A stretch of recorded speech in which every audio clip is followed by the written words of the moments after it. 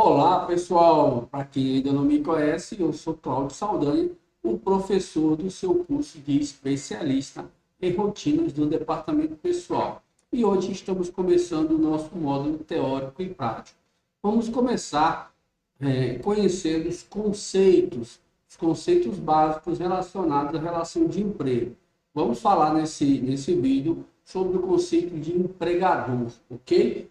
Conceito de empregador que está previsto na CLT. É importante você se atentar que nesse início do curso nós vamos trabalhar baseado na relação de emprego principal, que é a relação de emprego, a relação prevista na CLT, com regras vindas, é claro, da Constituição Federal, porque algumas regras da relação de emprego estão na Constituição e algumas delas são repetidas na CLT ou tem alguns ajustes, algumas alterações na CLT, ok? Então, nós vamos trabalhar baseado na relação de emprego prevista na CLT e na Constituição Federal, a relação de emprego padrão. Mas nesse módulo nós também vamos falar sobre trabalhadores autônomos, vamos falar sobre terceirização de mão de obra, vamos falar de um outro tipo de profissional que não tem relação de emprego, que é o estagiário,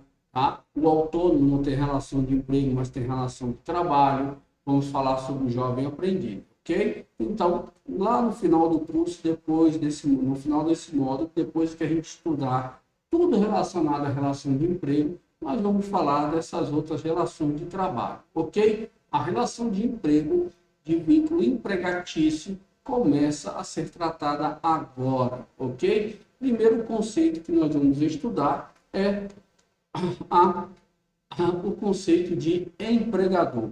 Importante, ó, eu abri a minha tela aqui e se vocês observarem, eu estou no site do Planalto, ok?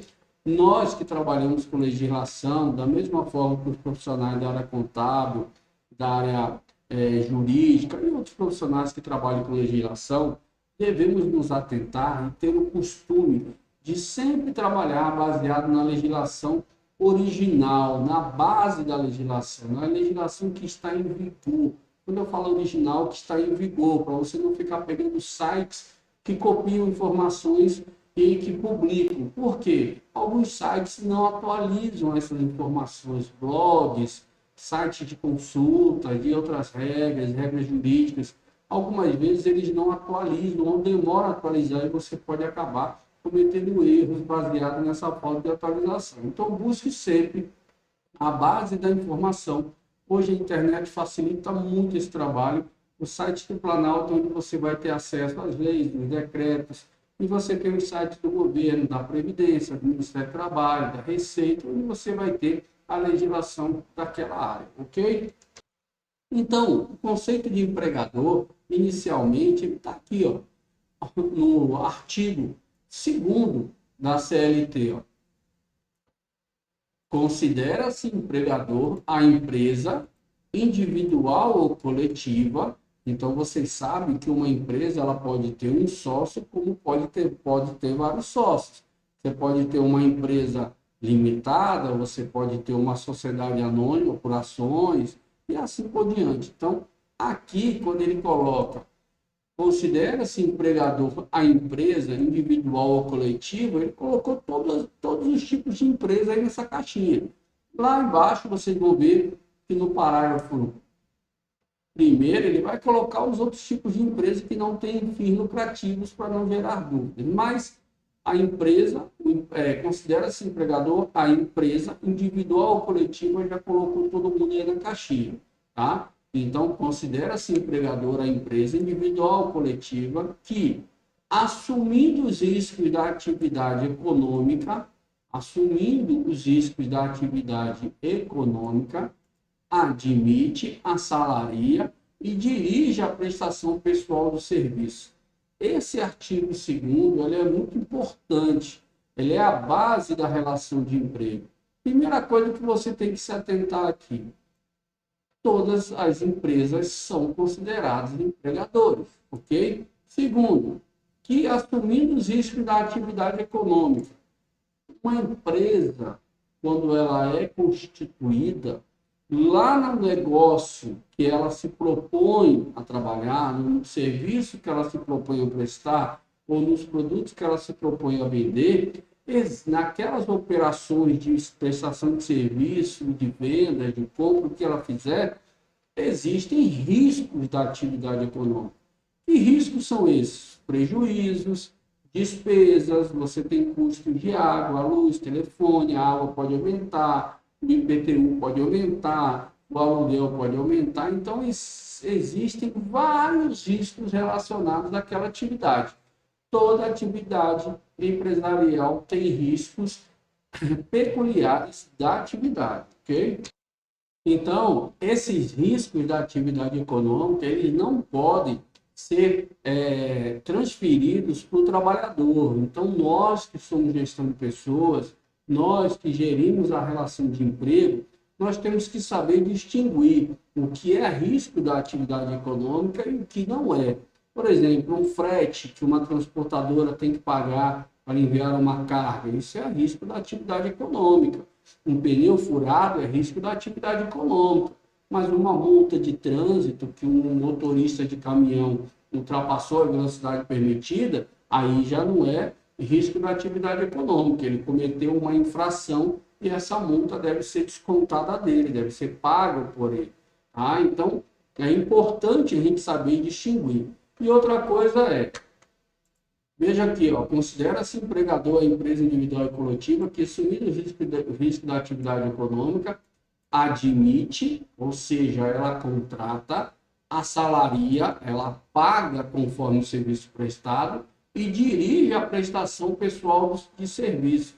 Então, aqui fica claro que quem comanda a relação de emprego é o empregador, quem define as regras do trabalho, da forma, do dia, do horário, da vestimenta que deve usar, das regras de cumprimento da jornada e das regras de execução de serviços, é o empregador. É claro que a CLT e a Constituição e outros normativos trazem algumas regras que não podem ser contrariadas, como jornada de trabalho, férias, não é? A questão de hora extra, a questão de descanso semanal remunerado. Porém, em geral, essas regras relacionadas à atividade que o empregado vai exercer da empresa são definidas pelo empregador, ok? E aí o empregado ele fica sujeito a essas regras que são impostas, que são determinadas pelo empregador, ok? Aqui, no parágrafo 1º, traz: equipara-se ao empregador, para efeitos exclusivos da relação de emprego, os profissionais liberais, ou seja, os autônomos. Um autônomo ele pode contratar trabalhadores para trabalhar para ele como se ele fosse uma empresa. Para isso, antigamente, ele criava uma matrícula SEI. A matrícula SEI foi substituída pelo CAEPF e pelo CNO. No caso do autônomo, do profissional liberal, ele precisa criar um CAEPF para ele e, com esse CAEPF, ele contrata os trabalhadores para trabalhar para ele. Ele tem as mesmas obrigações e os trabalhadores têm os mesmos direitos. E aqui a legislação diz que ele se equipara a empregador, ou seja, ele se equipara a uma empresa, um empregador com relação aos trabalhadores que prestam serviço para ele, ok? As instituições de beneficência, as associações recreativas, ou outras instituições sem fins lucrativos que admitirem trabalhadores como empregados. Então, existem empresas e pessoas profissionais, como os autônomos, profissionais liberais, que vão se equiparar a um empregador quando eles contratam trabalhadores, ok? E aqui embaixo, no parágrafo 2º, parágrafo 3º, ele traz a questão do grupo econômico, que é uma necessidade de definição que havia. Por quê? Porque as empresas, elas às vezes têm vários sócios, esses sócios têm outras empresas, e aí existia e existe ainda uma confusão na Justiça do Trabalho, porque uma empresa, um empregado é contratado em uma empresa, a empresa não paga, não tem recursos para pagar, está falida, e esse trabalhador aciona uma outra empresa que tem outros sócios, mas o sócio daquela empresa que contratou ele faz parte da composição dessa empresa. Então, isso gera uma confusão. Algumas vezes dá certo, outras vezes não dá. Então, a reforma trabalhista trouxe uma definição sobre o grupo econômico. Então, está aqui, ó. Parágrafo 2º. Sempre que uma ou mais empresas, tendo, embora cada uma delas personalidade jurídica própria, estiverem sob a direção, controle e administração de outra, ou ainda quando, mesmo guardado cada uma na sua autonomia, integrem em grupo econômico, serão responsáveis solidariamente pelas obrigações decorrentes da relação de emprego. Então, aqui ele deixa claro que nessa situação fica caracterizado o grupo econômico. As empresas têm direção e administração em conjunto ali, uma participando da administração da outra. Então, essas empresas respondem solidariamente pela relação de emprego de todas, né, entre si, naquele grupo econômico. E aqui ele fala, não caracteriza o grupo econômico a mera identidade de sócios, sendo necessárias para a configuração do grupo a demonstração do interesse integrado, a efetiva comunhão de interesses e a atuação conjunta das empresas dele integrantes, ou seja, as empresas do grupo econômico, elas fazem parte da gestão das empresas entre si. Não é simplesmente a pessoa ser sócio de uma outra empresa, que a sua empresa faz parte do grupo econômico, onde ela está inserida como sócio. Isso também tem aquela questão de cotas, de ações, não é? Se a pessoa tem direito de voto, se ela tem poder de gestão, né? Existe uma série de regras aí. Então, a reforma trabalhista trouxe essas definições para caracterizar, para ficar definido, para dar uma linha, uma luz com relação ao grupo econômico, ok? Então, isso que eu tinha para falar para vocês com relação a empregador. Empregador, a empresa individual ou coletiva que, assumindo o risco da atividade econômica, admite a salaria e dirige a prestação pessoal do serviço. Coloquei aqui e mostrei para vocês que todas as empresas estão dentro dessa caracterização de empregador quando contratam trabalhadores.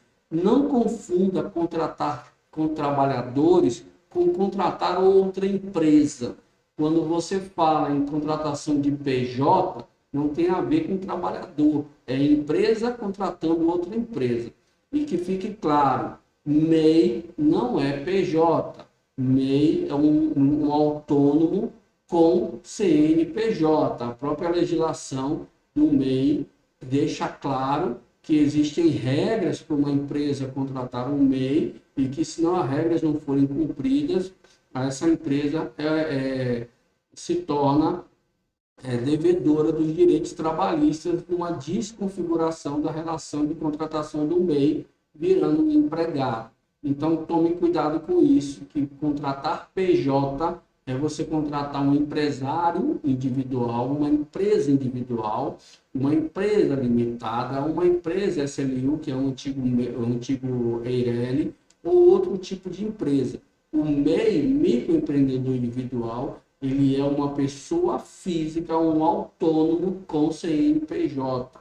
Ele não é um PJ. O termo PJ é para uma pessoa jurídica, uma empresa realmente com contrato social ou com registro de empresário, com um documento que substitui o contrato social, que é o formulário lá de registro de empresário. Ok? Então, é isso que eu tinha para falar para vocês. Vamos para o próximo conceito.